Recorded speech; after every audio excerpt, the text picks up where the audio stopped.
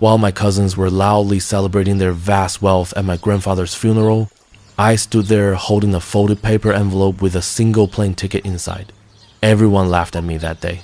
7 months later, they were begging for my forgiveness. My name is Vance, and I'm 35 years old. I'm about to tell you how the worst day of my life became the start of everything I never knew I needed. But first, let me introduce you to the main people in this plan my grandfather created from beyond the grave. There was Scott, my older cousin, standing there in his expensive $5,000 suit, already rehearsing his management talk for the company workers. Chelsea, his sister, was barely hiding her joy behind her expensive sunglasses, probably planning which photo filter would best show off her new yacht. Their parents, Martin and Diane, stood like greedy relatives who finally found their prize.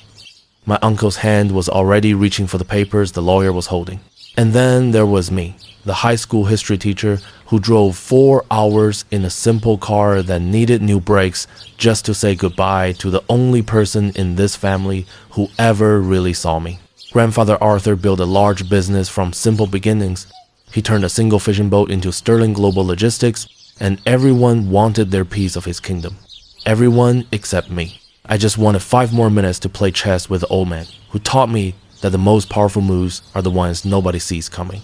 That funeral wasn't just about saying goodbye to Arthur Sterling. It was a day I learned that sometimes the smallest gift carries the biggest secret, and sometimes the people laughing at you are standing on ground that's about to crumble beneath their feet. My alarm went off at 5:30 a.m. every weekday, just like it had for the past 7 years since I started teaching at North High School in Michigan. The ceiling in my 1-bedroom apartment had the same water stain I'd been staring at for 3 years. My neighbor's dog was already barking right on schedule, and I could hear Mrs. Chen starting her morning exercises through the thin walls. This was my life. Easy to guess, simple, and completely different from the world I'd grown up in. You see, being a Sterling meant something in certain groups. It meant expensive clubs and private schools, summer houses, and shares of stock. But for me, it meant choosing between paying rent and fixing my car, because I'd walked away from all of that to teach teenagers about old wars and money problems. My father, David, understood that choice. He was the only one who ever did. Dad died when I was 15. A heart attack at his desk while checking papers for his brother Martin's part of grandfather's company. He spent his whole life being the careful one, the reliable one, the one who never complained when Martin took credit for his ideas. The last thing he ever said to me was, "Leo, don't let them turn you into something you're not." Your grandfather did that to me, and look where I am. 3 hours later, he was gone. My mother, Sarah, took care of things after that. She was a nurse at the local hospital, working 12-hour shifts to keep us afloat after we learned Dad had signed away most of his company shares to help Martin cover some bad business moves. That was Dad always cleaning up other people's messes, always believing family meant sacrifice. Mom never said a bitter word about it, but I saw how she looked at Martin at Dad's funeral, and I understood that sometimes the deepest anger doesn't need words. Grandfather Arthur was a mystery wrapped in a nice suit. He built Sterling Global from a single boat he bought with his Navy pay after World War II. By the time I was born, he owned a fleet of cargo ships, large storage buildings in 12 cities, and enough money to buy whatever he wanted. But here's the thing about my grandfather. He didn't believe in giving. He believed in earning. Every birthday card came with a $20 bill and a note that said, "Make it worth more." Every Christmas gift was something practical, like books about business or classes on how to handle money. The only time Grandfather Arthur seemed truly interested in me was during our Sunday chess games. It started when I was 10. He showed up at our apartment one Sunday morning, set up a board, and said, "Show me what you can do." I lost in 12 moves, but he came back the next Sunday and the next, and eventually those games became the one sure thing between us. "You play like your father," he told me once, "too worried about protecting your pieces, not focused enough on winning the game." "Maybe I don't want to sacrifice everything just to win," I replied. He actually smiled at that. The first real smile I'd ever seen from him. "Maybe that's why you're the only one who still interests me, Leo." Scott and Chelsea never understood those chess games. Scott was too busy following grandfather at the office, learning about profit and taxes. He'd gotten his business degree from a top school and never let anyone forget it. Every family dinner turned into Scott's personal talk about market plans and buying companies. Chelsea took a different way. She turned herself into a brand, writing about her life as the shipping heiress on social media. Many people watched her pose on various boats, in various expensive outfits, in various foreign ports. She called it building her platform. But really, she was just spending grandfather's money while waiting for more. Martin and Diane, Scott and Chelsea's parents, were the most powerful couple in the most empty way possible. Martin had worked his way up to be the money boss of Sterling Global, though most of the real work was done by his helper. Diane spent her time at charity parties, not because she cared about the causes, but because she liked seeing her picture in the social news. And then there was me, teaching 43 teenagers about the rules of government, grading papers at a kitchen table I bought cheaply, and feeling more fulfilled than any of them could imagine. That was my life before the funeral, before the envelope, before everything changed. I thought I knew who I was and where I came from. Turns out I was watching the wrong pieces on the board all along. The Rochester Country Club had never felt more too tight than it did that October afternoon. Grandfather Arthur had specifically asked his will be read here in the same dark wood room where he'd arranged his biggest business agreements over drinks and cigars. The dark table showed our faces like a dark mirror, and I could see Scott adjusting his expensive watch for the third time in 5 minutes. We just come from the cemetery where the autumn rain had turned the burial into a muddy mess that Diane complained about the entire ride over. Before we begin, Mr. Harwick, the family lawyer, adjusted his glasses and cleared his throat. I want you all to know that Arthur was very specific about these arrangements. He checked this will 1 week before his passing. Martin leaned forward, his hands already forming fists of anticipation. We understand, Harwick. Arthur discussed the plan with me fully. That was a lie, and everyone knew it. Grandfather never discussed business outside the office, and he certainly never promised anything to anyone. But Martin had been telling anyone who listened that he was taking over as CEO, that Scott would be his right hand, and that the family future was secure. Let's proceed then. Harwick opened the leather-bound folder.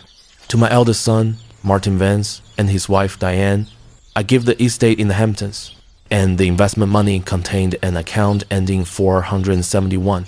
Diane grabbed Martin's arm, her expensive jewelry catching the light. The Hamptons house, oh, Martin, he did remember how much we loved it there.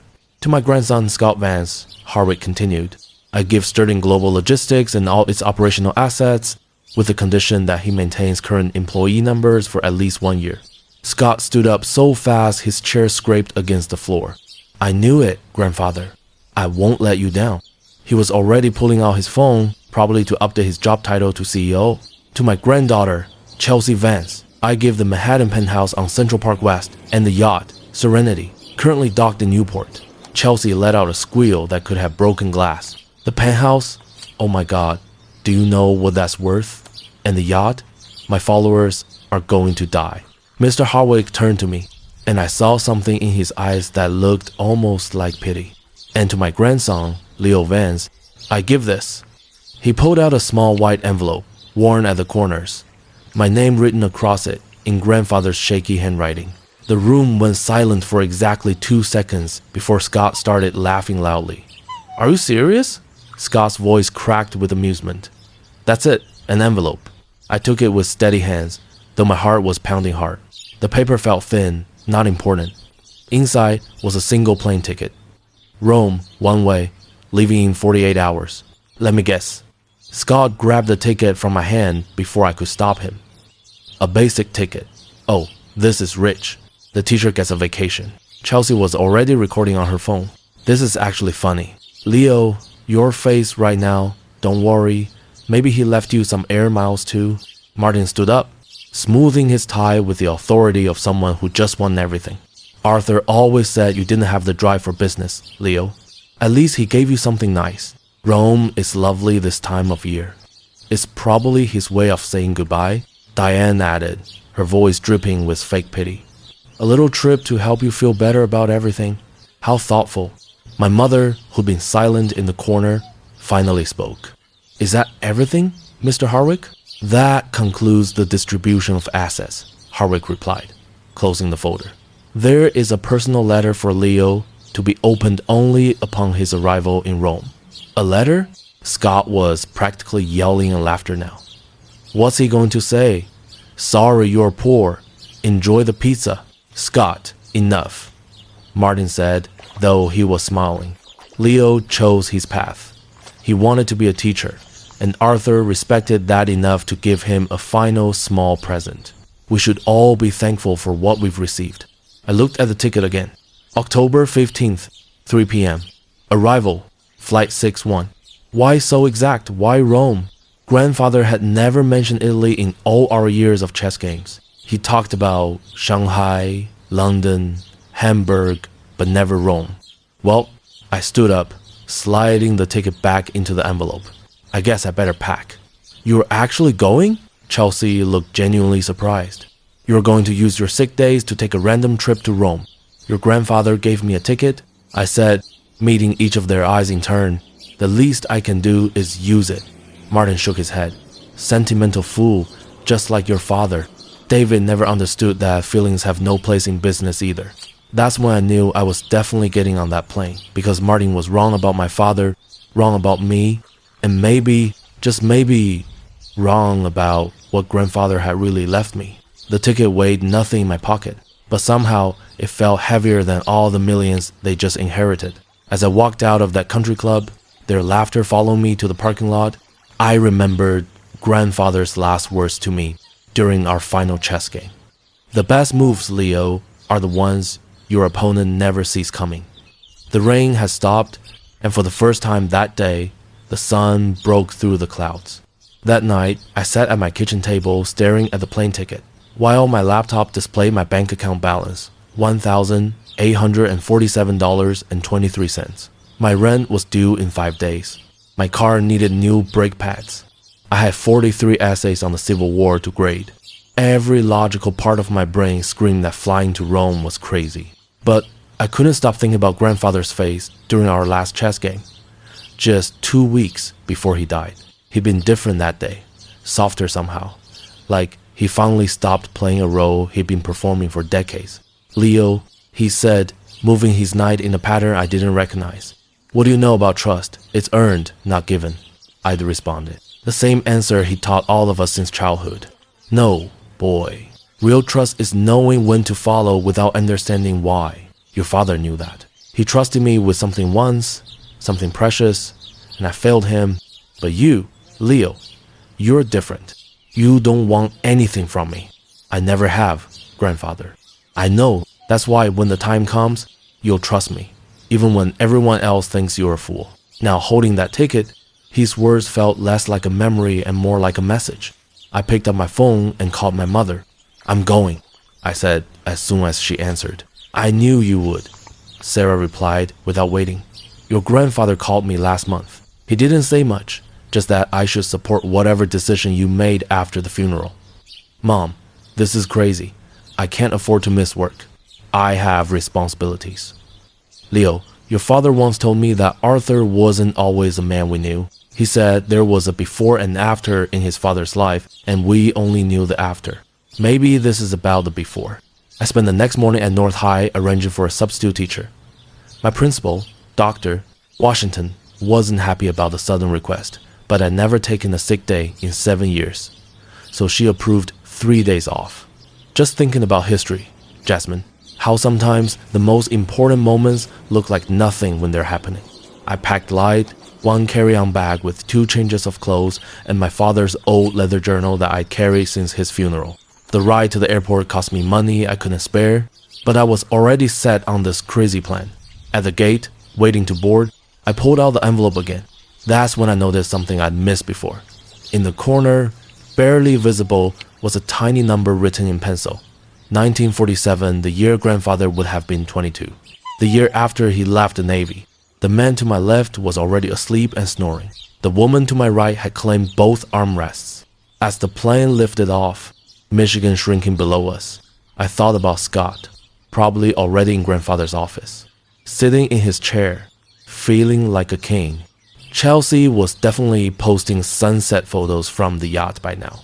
Martin and Diane were probably meeting with money advisors about their newfound wealth. And here I was, cramped in a basic seat, flying toward a mystery with money I didn't have to spare. But something felt right about it. For the first time since grandfather died, I felt like I was exactly where I was supposed to be. The flight attendant came by with drinks. I remembered another chess lesson. Grandfather had given up his best piece to win a game.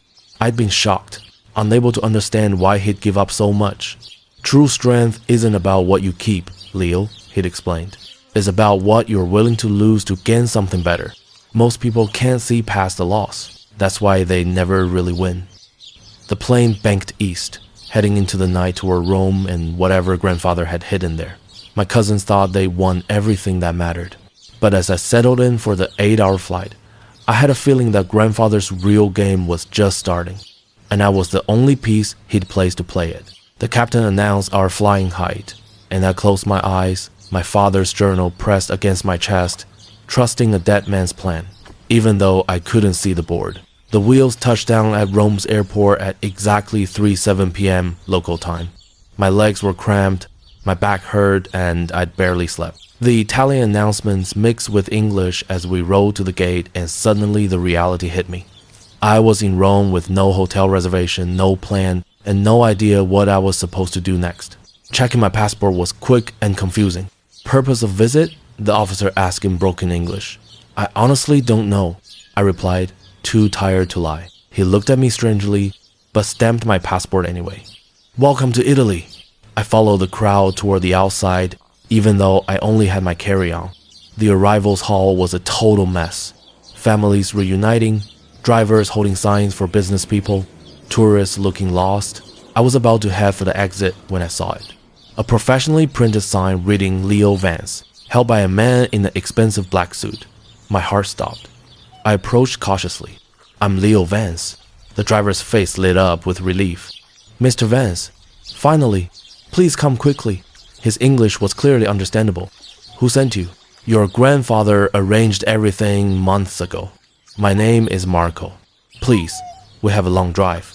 He took my bag before I could protest and led me outside to a black Mercedes sedan that probably cost more than I made in 2 years. The October air was warm, nothing like Michigan's autumn cold. Marco opened the rear door for me, and I slid onto leather seats that felt like clouds. Where are we going? I asked as he pulled away from the curb. Villa Bellini Estate, 1 hour north in the Sabine Hills. I don't understand. My grandfather never mentioned any estate in Italy. Marco met my eyes in the rearview mirror. Mr. Arthur. He owned the estate for 47 years. He visited every September 1 week, always alone. 47 years. That would mean since 1978, when I was a small child. The numbers didn't make sense. I couldn't figure anything out. We left Rome's sprawl behind, climbing into hills covered with olive groves and vineyards. The landscape was almost painfully beautiful. Marco drove with confidence. How did you know my grandfather? I asked. My father was his driver first. When Papa died, I take over. 20 years now. I drive Mr. Arthur when he come.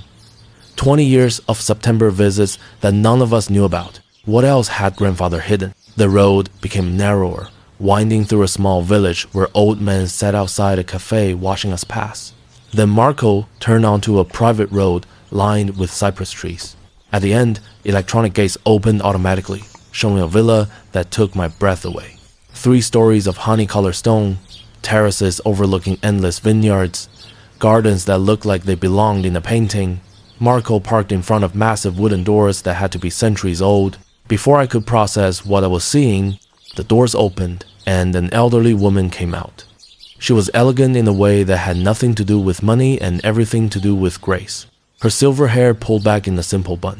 Her eyes, the same steel gray as grandfather's. She walked toward me slowly, tears streaming down her face. And I knew before Marco said the words that changed everything. Leo, Marco said softly. Meet your grandmother, Sophia Sterling. The world tilted. I actually reached for the car to steady myself. That's impossible. My grandmother died before I was born.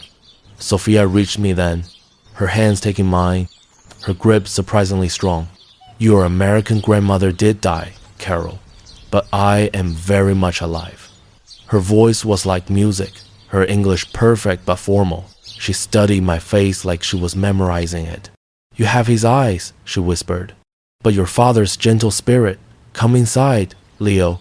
There's so much to tell you. The villa's inside was simple, quiet, luxury, nothing like the flashy mansion Martin and Diane owned. Sophia led me to a sitting room where the walls were covered with photographs. I saw my grandfather, young and laughing, standing in front of a small church, a wedding photo. Grandfather and Sophia, both barely in their 22nd, very happy. We married in 1947, Sophia said, watching me figure everything out. Arthur had come to Italy with the Navy, stayed after the war to help with building things. We met at a dance in Rome. He was so handsome, so full of dreams. We started with nothing, just a few acres of vines his friend sold us for almost nothing. She poured 2 glasses of wine from a nice glass bottle. This is from our vineyard, eredità, inheritance we call it. The wine was great, complex and rich. I don't understand. Grandfather had a whole life here, more than a life, dear. He had a family, me, our son, Augusto, the grandchildren. He never met because he chose America instead. He left you? The Korean War started. Arthur felt duty calling. He was supposed to be gone 6 months. Her voice carried no bitterness, just sadness. But he met your American grandmother while on leave. She was pregnant with Martin. An honorable man would have divorced me. But Arthur couldn't bear to give up either life, so he kept both separate, secret. My hands were shaking.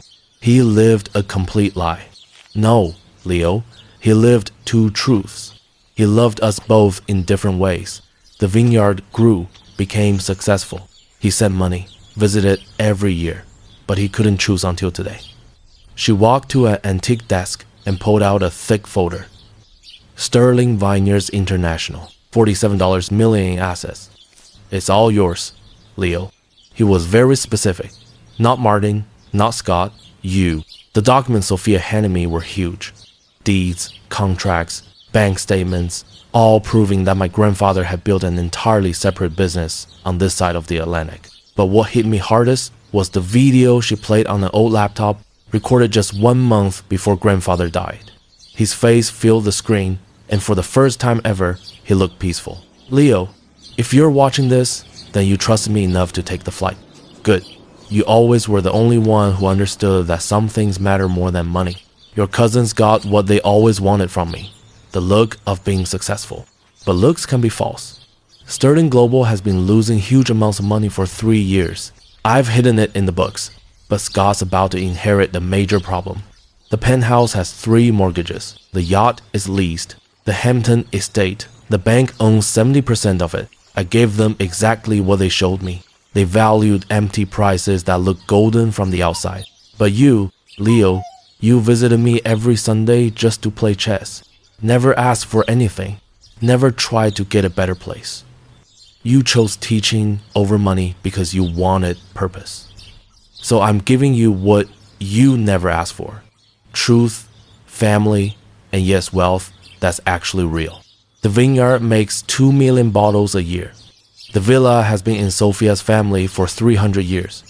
Your uncle Augusto has been running operations, waiting to meet you. Your cousins Marco and Elena are good people raised right. Nothing like Scott and Chelsea. This is your real inheritance. A family that values work, land that makes something real, and a future based on truth, not lies. He paused, that familiar sharp look returning to his eyes. Oh, and Leo, your next move is yours to make. But here's my advice. Scott's going to call within a month, begging for help. Be kinder to him than he was to you. That's what makes you better. Checkmate, my boy. The screen went dark. Sophia squeezed my shoulder gently. He talked about you constantly, she said. Every visit, stories about his grandson, the teacher who chose meaning over money. I spent 3 weeks in Italy, learning everything. Uncle Augusto looked so much like my father. It made my chest tight. He ran the vineyard with quiet skill, never bitter about being the hidden son. My Italian cousins, Marco and Elena, welcomed me like a brother returning from war. They taught me about wine, about the land, about the grandfather they knew versus the one I knew. He was different here. Elena told me one evening as we walked through the vines. Lighter. He'd work in the fields, hands in the dirt, laughing. not the businessman you knew. The call from Scott came exactly 23 days later. I was back in Michigan teaching my classes when my phone rang at midnight. Leo, it's Scott. We need to talk. His voice had lost all its bragging. The company's bankrupt. The accountants found everything. Dad's lost the house. Chelsea's penthouse got taken back yesterday. It's all gone. I'm sorry, Scott. No, you're not, and you shouldn't be. We were horrible to you. He paused, and I heard him struggling. Grandfather left you something real, didn't he? Yes. Good. You deserve it. You were the only one who actually loved him instead of his money. I made Scott an offer the next day. Managed the US distribution for Heredita wines. Salary, not ownership. He accepted immediately. Chelsea took longer to let go of her pride, but eventually she came around too. She's actually good at marketing when she's selling something real instead of just herself. She's engaged to Marco's son now, living in Rome, learning the business from the ground up. Martin and Diane moved to a small apartment in New Jersey. Martin found work as a bookkeeper. Diane got a job at a department store. They don't speak to me, but Scott says they're actually happier, forced to rely on each other instead of money. My mother moved into the guest house on the California property I bought with my first distribution payment. She retired from nursing and spends her days painting, something she'd always wanted to do but never had time for. And me, I still teach, but only part-time now. Summers I spend in Italy learning the wine business, getting to know the family I never knew existed. My students think it's funny that their history teacher owns a vineyard. I use it to teach them about trade, farming, and family businesses. Last week, I was in the villa playing chess with Uncle Augusto when he said something that stopped me cold. You know, your grandfather always said the winner isn't who takes the most pieces, but who knows which pieces really matter. I looked at the board, then at the vineyards through the window, then at the photo of grandfather on the wall, young and hopeful in 1947. He won. I said, it just took 60 years for the game to end. Augusto smiled. No, Leo, you won. You just didn't know you were playing. That folded envelope they all laughed at. It wasn't just a plane ticket. It was an invitation to discover who I really was, where I really came from, and what really mattered. My grandfather gave my cousins what they thought they wanted and gave me what I didn't know I needed. The last bottle of wine grandfather personally produced sits in my apartment in Michigan unopened. The label says Heredità 2024 and underneath in his handwriting. For Leo, who understood that the best inheritance isn't what you're given but what you're trusted to continue. Every Sunday I still play chess, sometimes with Augusto in Italy, sometimes with my students in Michigan, sometimes alone, thinking about the old man who created the longest game I've ever seen. He taught me that real wealth isn't measured in dollars, but in truth, family, and the courage to trust when nothing makes sense. Turns out the board everyone else was watching, that was just the distraction. The real game was happening on a completely different board in a different country in a different language. And grandfather made sure I was the only one who got an invitation to play. If you enjoyed this story, please give it a like and share it with someone who needs to remember that sometimes the smallest gifts carry the biggest surprises. Drop a comment below about a time when something seemingly small changed your life. And don't forget to subscribe to the channel for more stories about families, secrets, and the unexpected ways life reveals who we really are.